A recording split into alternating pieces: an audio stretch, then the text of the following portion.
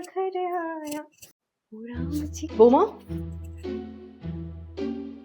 কাল সকাল 5টায় উঠে স্নানটা করে পুজোটা সেরে নিও, ঠিক আছে?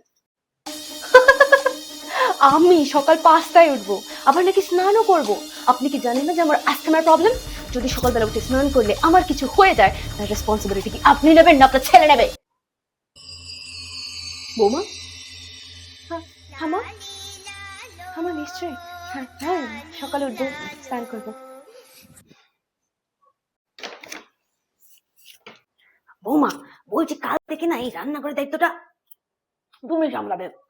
সীমা বড্ড নোংরা করে রাখা, আমার ওর কাজকর্ম মোটেই পছন্দ হয় না। আচ্ছা মা, আপনার কি ছোটবেলা থেকে মাথাটা খারাপ ছিল নাকি এ বাড়িতে বিয়ে হয়ে আসার পর খারাপ হয়ে গেছে? আপনার ছেলে কি বিয়ে করে কাজের মাসে নিয়ে এসেছে নাকি যখন যা বলবে তখন তাই করতে হবে? বৌমা, বৌমা,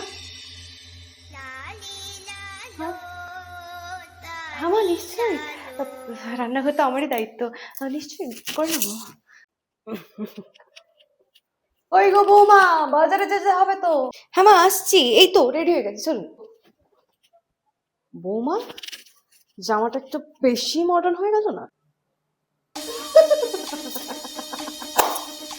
কেন মা, বিয়ের আগে আপনি জানতেন না যে আমি এরকম মডার্ন জামা কাপড়ই পরি?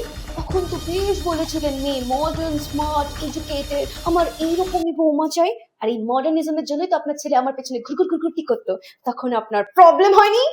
বৌমা, হ্যাঁ মা, আমি চেঞ্জ করে আসছি।